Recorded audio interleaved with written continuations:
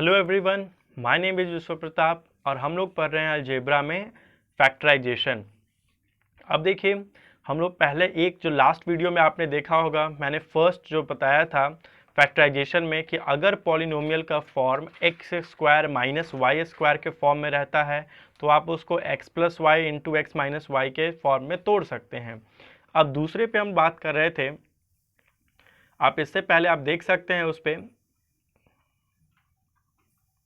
देखिए, जो हमारा दूसरा है इसमें क्या है कि अगर पॉलिनोमियल्स आपको मिलता है जिसमें ग्रुपिंग ऑफ द टर्म्स के माध्यम से आप उसको फैक्टराइज कर सकते हैं, उसको तोड़ सकते हैं। इसमें क्या होता है कि आपको बहुत सारे जैसे टर्म्स मिलते हैं तो आप उसको ग्रुप इस तरीके से करें कि आप कॉमन फैक्टर निकाल पाएँ और उसको में से आप एक पॉलिनोमियल को आप फैक्टराइज कर पाएँ। मैं आपको दिखाता हूँ कैसे। देखिए, सपोज कीजिए कि हमारा ये क्वेश्चन है, यहाँ पे एक्स स्क्वायर माइनस ब्रैकेट में है Y minus three into X minus three Y.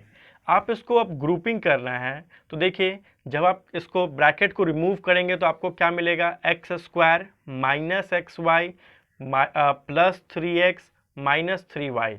अब देखिए, इसमें से आप क्योंकि देखिए दो टर्म कोई भी चुन सकते हैं क्योंकि दोनों टर्म में आपको कोई ना कोई फैक्टर ज़रूर कॉमन मिल जाएगा।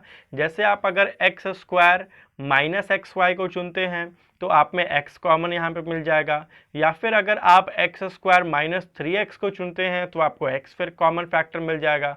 तो इसमें आप कोई भी दो को चुन सकते हैं। तो देखिए, इसमें जब आप चुनेंगे तो आपको क्या मिलेगा, यहाँ पे एक्स स्क्वायर। अब देखिए, इसमें यहाँ पे X square minus X Y को एक जगह रखा गया है और three X minus three Y को एक जगह रखा हुआ है। अब इन दोनों में से आप अगर x को एक कॉमन फैक्टर लेते हैं तो आपको बचेगा x माइनस वाई, और अगले में अगर आप थ्री कॉमन फैक्टर लेते हैं तो बचेगा x माइनस वाई। अब आप इसको लिख सकते हैं x माइनस वाई इंटू, क्योंकि x माइनस वाई फिर अगर आप कॉमन लेंगे तो आपके पास बचेगा x प्लस थ्री। तो इस तरीके से आप इसको एक फैक्टर फॉर्म में लिख सकते हैं और ये दो पॉलिनोमियल का फिर एक प्रोडक्ट हो गया। तो इसी को हम लोग फैक्टराइजेशन बोलते हैं। और अगर आप ये जो दूसरा पॉइंट है, इसमें अगर आप देखें कि इसमें हम ग्रुपिंग ऑफ टर्म्स के माध्यम से हम लोग फैक्टराइज कर सकते हैं। तो अगर ए स्क्वायर माइनस बी स्क्वायर के फॉर्म में नहीं हुआ तो आप ग्रुपिंग कर सकते हैं, बशर्ते आपको देखना होगा कि टर्म्स में अगर हम कोई कॉमन फैक्टर निकाल पा रहे हैं तभी ये आप मेथड अप्लाई करें। अगर ये आप देख नहीं पा रहे हैं कि हाँ इस तरीके से हम कॉमन फैक्टर नहीं निकाल पाएंगे तो फिर आप इस मेथड को अप्लाई ना करें। फिर अगला मेथड हम लोग देखते हैं। जो हमारा अगला मेथड है, factorization of a perfect square trinomial, ये बहुत इंपॉर्टेंट है और इसको आपको देखने की ज़रूरत है। इसमें आपको ट्राइनोमियल मतलब कि तीन आपको टर्म्स दिए जाएंगे और आपको उसका फैक्टराइजेशन करना होगा। वो इस फॉर्म में हो सकते हैं। इस फॉर्म को अच्छे तरीके से देखिएगा।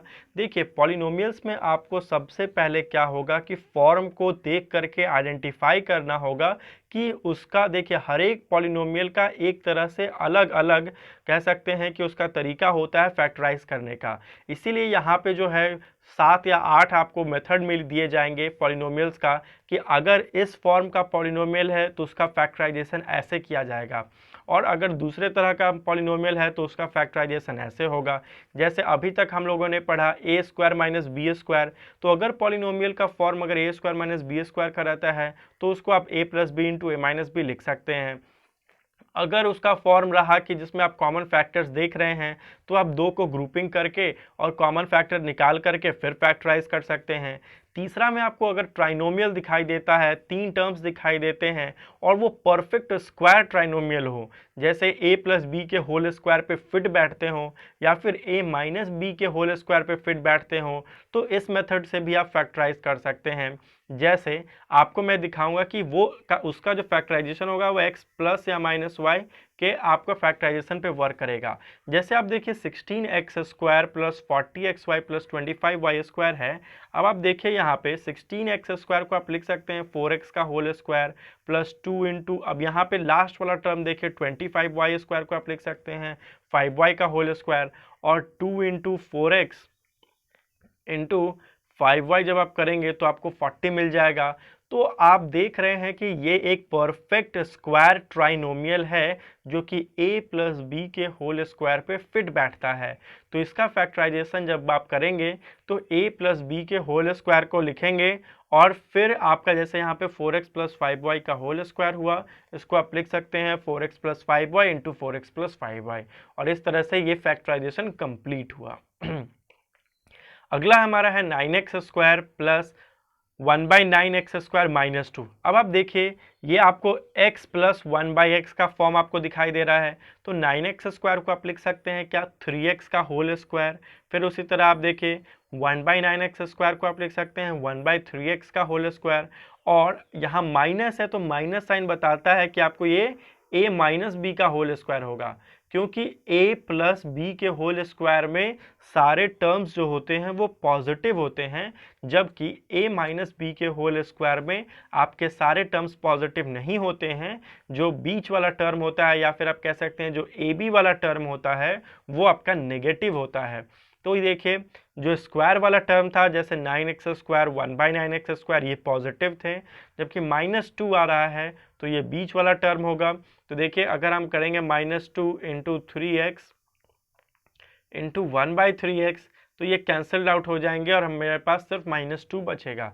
तो मैं लिख सकता हूँ 3x माइनस 1/3x का ये होल स्क्वायर है, और फिर इसको मैं 3x minus 1/3x into 3x minus 1/3x लिख सकता हूँ।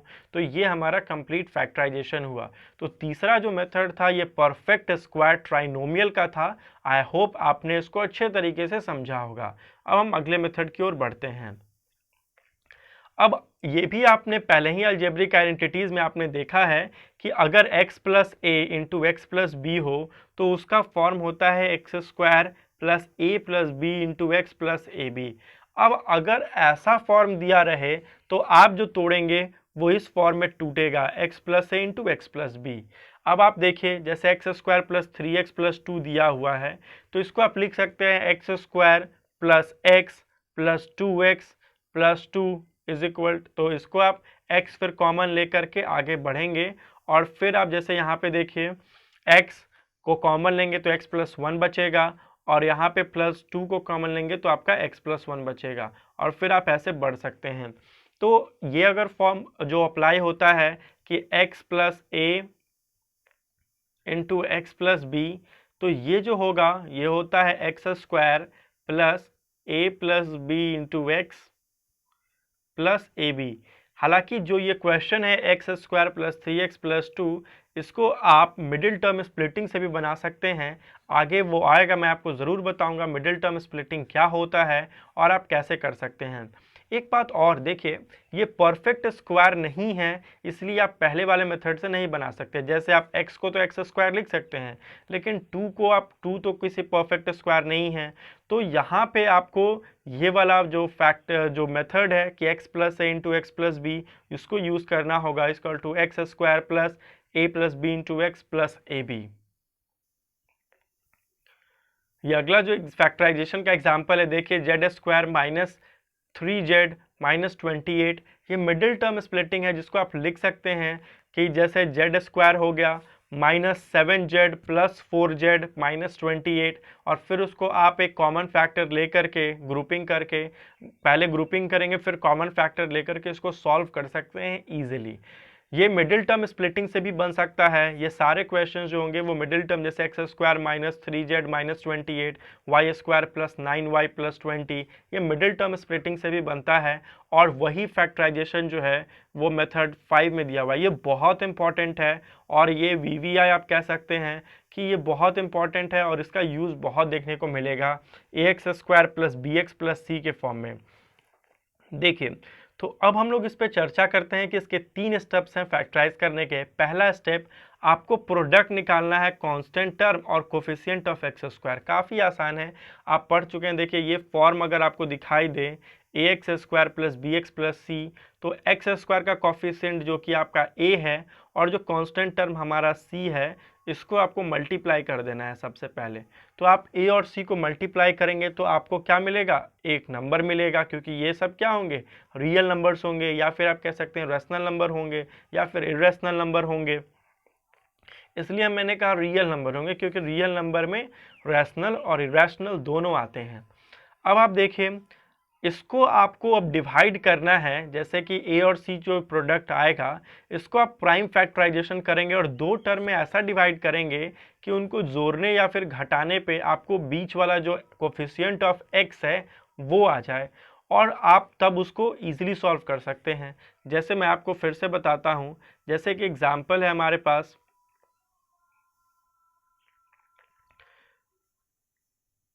3x² प्लस 13x प्लस 4, ये वाला मैंने एग्जाम्पल उठाया। अब देखिए, सबसे पहले आपको क्या करना है, x² का कोफिशिएंट जो कि 3 है, कांस्टेंट टर्म जो कि हमारा 4 है, इन दोनों को मल्टीप्लाई कर देना है। तो हम मल्टीप्लाई करेंगे तो 4 3 12 आएगा। अब 12 को आपको इस तरीके से प्राइम फैक्टराइजेशन करना है या फिर उसका सारा फैक्टर्स निकालना है मल्टीप्लाई फॉर्म में, ताकि आप उसको जोड़े या फिर घटाएं तो आपको बीच का टर्म 13 आए। तो आप देखिए 12 को हम लिख सकते हैं क्या क्या, 1 इंटू 12 लिख सकते हैं, फिर 2 इंटू 6 लिख सकते हैं, 3 इंटू 4 लिख सकते हैं, ओके, उसके बाद 6 इंटू 2 लिख सकते हैं। तो यहाँ पे 13 है, तो 13 लिखने के लिए हम 1 इंटू 12 का सहारा लेते हैं और हम लिख सकते हैं ना इसको x प्लस 12x।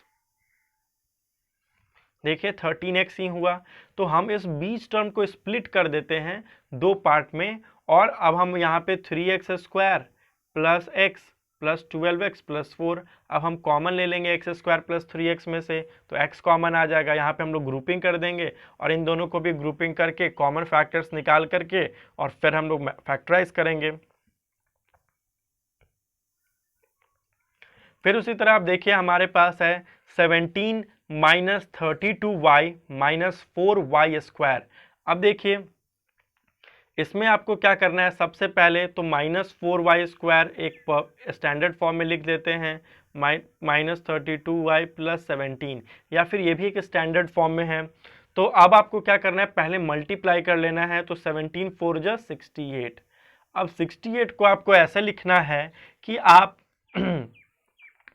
68 को आप ऐसे लिखेंगे कि आपका जो बीच वाला जो टर्म हो वो इतना आ जाए। तो देखिए यहाँ पे 32 है, तो हम 68 को लिख सकते हैं 2 इंटू 34, ओके।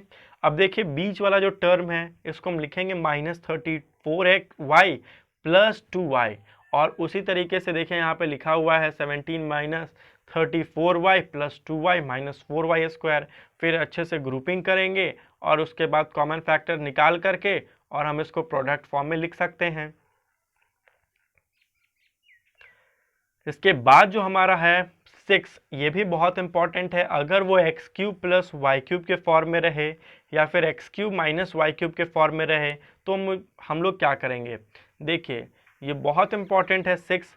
अगर x³ प्लस y³ के फॉर्म में रहे तो आप अलजेब्रिक एंटिटीज में पढ़े हैं कि x³ प्लस y³ का होता है x plus Y into x² minus xy plus y²। तो ये आपका दो फैक्टर्स में टूट जाता है। देखिए ये प्रोडक्ट फॉर्म में है। अगर x³ माइनस y³ के फॉर्म में रहे तो आप लिख सकते हैं x minus Y into x² plus xy plus y²। तो इस फॉर्म को आप याद कर लेंगे और अलजेब्रिक एंटिटीज आप पहले पढ़ लिए हैं तो ये आपको याद ही होगा। अब इसको आप देखिए कैसे हम यूज़ करते हैं। देखिए यहाँ पे 8x³ प्लस y³ है, 8x³ को आप लिख सकते हैं ना 2x का होल क्यूब प्लस y का होल क्यूब। अब देखिए ये क्या हो गया, a³ का, अगर आप देख सकते हैं ना a³ प्लस b³ का फॉर्म है। अब आप इसको तोड़ेंगे तो क्या टूटेगा, a plus B into a² plus a² minus ab plus b²। अब आप देखिए इस यहाँ पे वही लिखा हुआ है, पहले आप 2x प्लस वाई को जोड़ दिए हैं और फिर 2x का square minus 2x into Y plus y², और जो हुआ हम लोग यहाँ पे लिख दिए, ओके।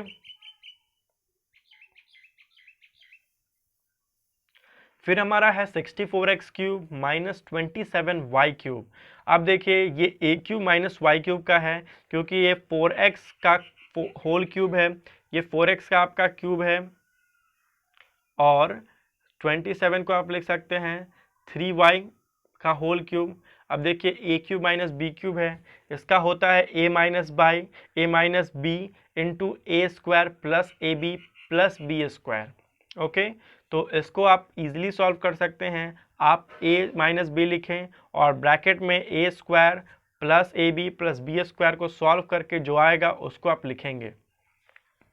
और अगला जो हमारा है सेवेंथ जो तरीका है, ये देखिए, ये है factorization of the form x cube plus y cube plus z cube when x plus y plus y plus z is equal to 0। इसका आप पहले भी पढ़ चुके हैं कि अगर हम लोग देखे थे इसका कि x cube plus y cube plus z cube, अगर x plus y plus z is equal to 0 हो जाता है तो x cube plus y cube plus z cube is equal to 3abc हो जाता है। यहाँ पे ये प्रूव किया है। कैसे? देखिए, अगर x plus y plus z is equal to 0 है तो हम लिख सकते हैं इसको कि z is equal to minus x minus y होगा, इसलिए माइनस जो है वो ब्रैकेट में लिया है और x प्लस वाई यहाँ पे आप देख रहे हैं। उसके बाद अब आप क्या करेंगे, तीनों टर्म को हम जैसे क्यूब करते हैं तो देखिए x cube plus y cube और जेड के जगह पे हम लिख सकते हैं ना माइनस एक्स प्लस वाई का होल क्यूब। अब देखिए इसको यहाँ पे इसने क्यूब किया कि x cube plus y cube minus x plus y का होल क्यूब, क्योंकि माइनस का जो क्यूब होगा क्यूब रूट माइनस का जो होगा पावर 3 वो भी माइनस ही होगा। ओके, क्योंकि अगर पावर में अगर इवन होता है तब वो प्लस में कन्वर्ट हो जाएगा, लेकिन अगर ऑड होता है पावर में तो वो माइनस ही होगा। अब देखिए आप यहाँ पे x cube plus y cube minus x bracket में माइनस एक्स प्लस वाई का होल क्यूब है। अब आप देखिए इसको हम लोग लिख सकते हैं क्या कि x cube plus y cube minus, इसको हम लोग लिखा x cube plus y cube plus 3xy into x plus y, क्योंकि आप पढ़ चुके हैं कि एक्स प्लस वाई का होल क्यूब जो होता है वो x cube plus y cube plus 3xy into x plus y होता है। या फिर आप कह सकते हैं x cube plus 3x square y plus 3xy square plus y cube होता है। तो अगर हम इसको ब्रैकेट को रिमूव करते हैं तो माइनस साइन आएगा, तो एक्स क्यूब यहाँ देखिए इस साइन का एक्स क्यूब प्लस है, यहाँ पे माइनस एक्स क्यूब है, यहाँ प्लस वाई क्यूब है, यहाँ पे माइनस वाई क्यूब हो जाएगा। तो हमारे पास क्या बचेगा, माइनस 3xy और आप देखेंगे यहाँ पे इंटू एक्स प्लस वाई, और एक्स प्लस वाई का वैल्यू यहाँ पे आप देख सकते हैं क्या है, z है माइनस एक्स प्लस वाई का, तो ये माइनस एक्स प्लस वाई का वैल्यू हम यहाँ पे z लिखेंगे और हमारा हो जाएगा 3xyz। ओके, तो ये जो थे वो 7 मेथड्स थे फैक्टराइजेशन के, जो कि इसी पे आपको क्वेश्चन बेस्ड होंगे और आपको पॉलिनोमियल्स को फैक्टराइज करना होगा।